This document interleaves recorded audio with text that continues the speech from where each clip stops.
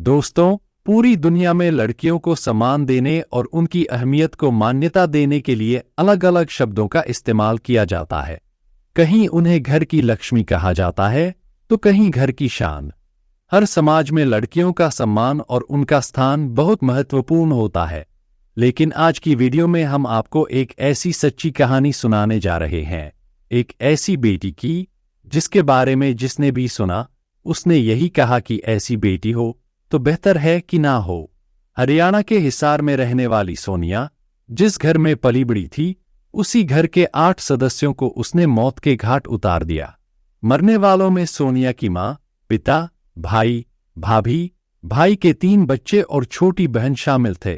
इन 8 लोगों की बेरहमी से हत्या कर दी गई और यह किसी और ने नहीं बल्कि सोनिया ने अपने पति के साथ मिलकर किया था। यह कहानी है सन 2001 की। हिसार के रहने वाले रेलू पुनिया, जो कि एमएलए रह चुके थे, उनके घर में एक ऐसी बेटी का जन्म होता है जो बड़े होकर अपने पूरे परिवार को खत्म कर देती है। बेटी का नाम सोनिया था।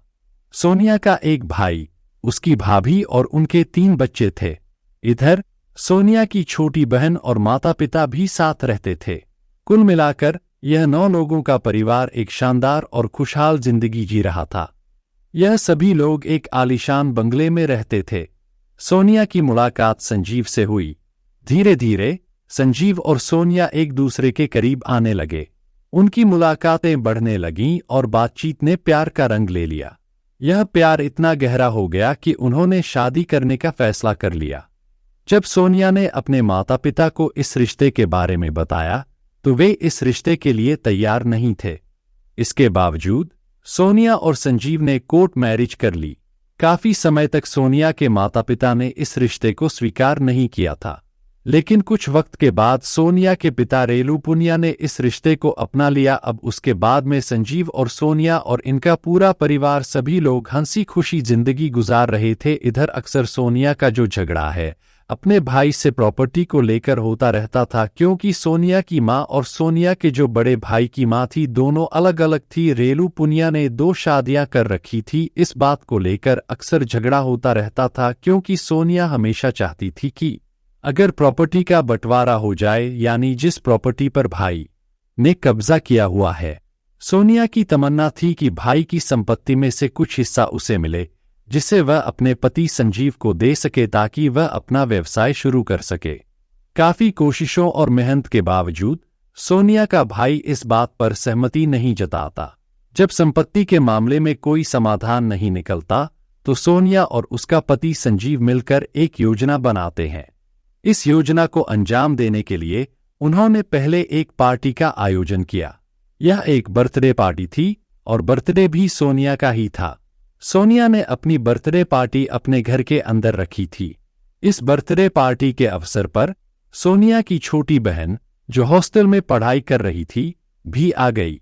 सोनिया के भाई, भाभी और उनके 3 बच्चे, सोनिया के माता पिता और कुछ रिश्तेदार भी इस पार्टी में शरीक हुए। पार्टी की शुरुआत होते ही सब लोग आनंद ले रहे थे। बातचीत, हंसी मजाक और स्वादिष्ट खाने का माहौल बना हुआ था। पार्टी के समापन के बाद सभी लोग अपने अपने घर चले गए। अंत में सोनिया अपने माता पिता और परिवार के अन्य सदस्यों को भोजन में ड्रग्स मिलाकर दे देती है। सुना जाता है कि उसने अफीम मिलाई थी। वह अपने माता पिता और पूरे परिवार को खाना परोसती है, जिसमें बेहोशी की दवा भी मिली होती है। सभी लोग खाना खाकर अपने अपने कमरों में सोने के लिए चले जाते हैं और फिर धीरे धीरे बेहोश हो जाते हैं। गहरी नींद में सो रहे थे सब। सोनिया ने पहले ही अपने पति संजीव के साथ मिलकर हत्या की योजना बनाई थी। सबसे पहले सोनिया ने घर में से एक लोहे की रॉड उठाई और अपने पति के साथ अपने पिता के कमरे की ओर बढ़ी। पिता गहरी बेहोशी की अवस्था में सो रहे थे। सोनिया ने अपने पिता के सिर पर जोरदार प्रहार किया, जिससे उनकी वहीं मौत हो गई। अपने पिता की हत्या करने के बाद सोनिया अपनी मां के कमरे में गई। मां अपने पोते के साथ सो रही थी, या कहीं कि बेहोश हो चुकी थी। सोनिया ने बेरहमी से उन्हीं लोहे की रॉड से अपनी मां पर वार किया और उन्हें भी मौत के घाट उतार दिया। उसके बाद सोनिया अपने भाई के कमरे में जाती है, जहां उसका भाई, भाभी और उनकी तकरीबन 45 दिन की बच्ची बेसुध सो रहे थे। सोनिया ने उन्हें रोड से नहीं मारा। संजीव, जो सोनिया का पति था, के पास एक पिस्टल थी। संजीव ने उस पिस्टल से उन तीनों पर फायर कर दिया। सोनिया ने अपने भाई और भाभी को मारने के साथ साथ उस मासूम 45 दिन की बच्ची पर भी कोई दया नहीं दिखाई और उसे भी मौत के घाट उतार दिया। उसके बाद वे अगले कमरे में जाते हैं जहां सोनिया की छोटी बहन, जो हॉस्टल में पढ़ाई करती थी, पार्टी में शरीक होने के लिए आई थी। सोनिया की छोटी बहन और उसकी 2 साल की बच्ची, यानी सोनिया की भतीजी, दोनों एक कमरे में सो रहे थे। वहां भी उसी पिस्टल से उन्हें गोली मारकर उनकी हत्या कर दी जाती है।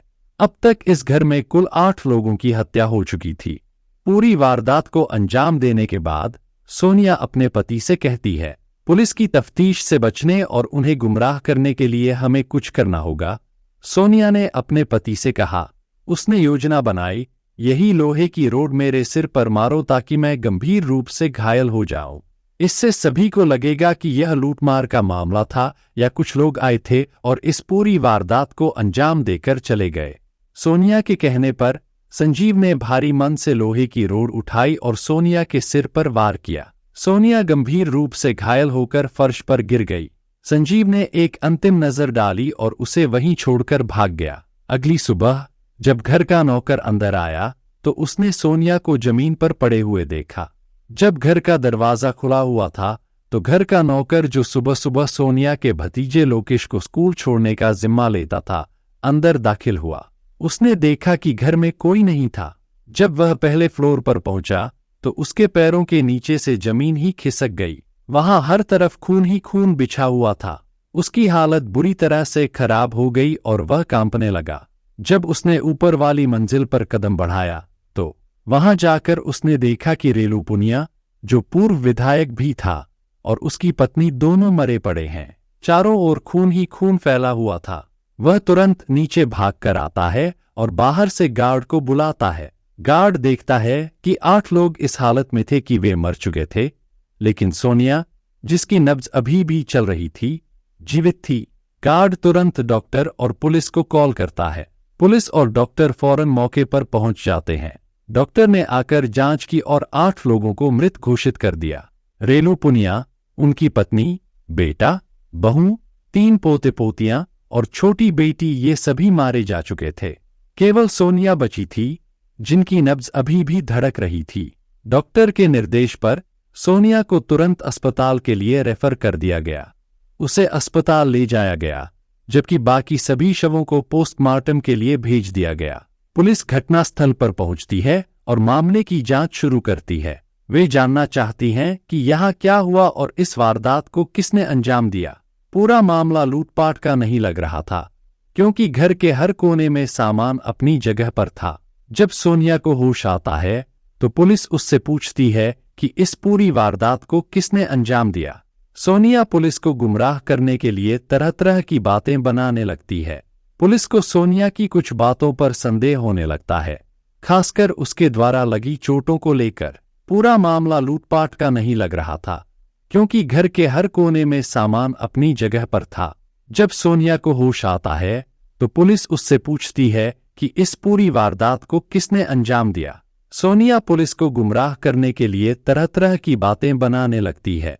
पुलिस को सोनिया की कुछ बातों पर संदेह होने लगता है, खासकर उसके द्वारा लगी चोटों को लेकर। जो सड़क पर मारी गई थी वो इतनी खतरनाक नहीं थी। उसे इतनी बुरी तरह से चोट नहीं आई थी कि उसकी मौत हो जाती। बाकी लोगों की स्थिति पूरी तरह से अलग थी, जिन्हें मारा गया था। पुलिस ने सोनिया को शक के घेरे में लिया और उसकी गतिविधियों पर निगरानी रखी। पुलिस बार बार सोनिया से पूछताछ करने लगी। हर बार सोनिया को पुलिस के सवालों का सामना करना पड़ता और पुलिस की सख्ती भी बढ़ने लगी। सोनिया टूट जाती है और फिर वह पूरी कहानी सुबकते हुए बताती है। वह खुलासा करती है कि किस तरह से उसने अपने पति के साथ मिलकर पूरे परिवार को मौत के घाट उतार दिया। पुलिस भी इस चौंकाने वाले खुलासे से दंग रह जाती है कि एक ऐसी बेटी, जिसे उसके माता पिता ने ऐशो आराम की जिंदगी दी और जो एक आलीशान बंगले में रह रही थी, ने अपने पूरे परिवार को मार डाला। जब पुलिस उन्हें गिरफ्तार करके ले जाती है, अंततः मुकदमा हाई कोर्ट में चलता है और 2004 में इन्हें फांसी की सजा सुनाई जाती है। इस सजा को रोकने के लिए ये सुप्रीम कोर्ट में अपील दाखिल करते हैं, लेकिन सुप्रीम कोर्ट भी उनकी अपील को खारिज कर देता है। इसके बाद सोनिया राष्ट्रपति को पत्र लिखकर उनसे फांसी की सजा को माफ करने की अपील करती हैं। उस समय के राष्ट्रपति प्रणब मुखर्जी उनकी अर्जी को खारिज कर देते हैं। आखिरकार यह मुकदमा चलता रहा और फिर सुप्रीम कोर्ट में सुनवाई के बाद इनकी सजा को उम्र कैद में बदल दिया गया। इसके बाद भी सोनिया बाज नहीं आईं। जेल में रहते हुए उन्होंने वहां की कैदियों, विशेषकर महिलाओं को तरह तरह से प्रताड़ित किया। एक बार उन्होंने आत्महत्या करने की कोशिश की। उस बैरक में जहां उन्हें रखा गया था, उन्होंने स्टूल की मदद से पंखे पर अपना दुपट्टा बांधकर फांसी लगाने की कोशिश की, लेकिन वहां की अन्य बंदियों ने शोर मचाया, जिससे वार्डन आईं और किसी तरह से उन्हें बचा लिया। इसके बाद लगभग 2017 में उसके पति को 28 दिन की पैरोल पर रिहा किया गया। उसे इस अवधि के बाद जेल वापस आना था, लेकिन वह गायब हो गया और पुलिस के हाथ नहीं आया। पुलिस की काफी मेहनत और मशक्कत के बाद मामला एसटीएफ को सौंपा गया, जिन्होंने उसे फिर से गिरफ्तार कर जेल में डाल दिया। दोस्तों, हमारे समाज में इस तरह की घटनाएं अक्सर सामने आती रहती हैं। हर दिन हमें तरह तरह की वारदातों के बारे में सुनने को मिलता है, जिससे यह समझ में आता है कि किसी पर भी आंख मूंद कर विश्वास नहीं किया जा सकता। हालांकि यह तो घर की बेटी थी और शायद ही किसी को शक होता कि वह ऐसा काम कर सकती है। घर की बेटी भी ऐसा कारनामा कर सकती है, यह सोच पाना मुश्किल है। इस घटना ने हमें सतर्क रहने की चेतावनी दी है। यह मामला, जो हमने अमरोहा के शबनम के केस से भी अधिक भयावह सुना है, हमें सतर्क और जागरूक रहने के लिए एक सबक सिखाता है। दोस्तों, आपको यह वीडियो कैसी लगी हमें कमेंट में बताएं और साथ ही साथ वीडियो को लाइक शेयर जरूर करें। धन्यवाद।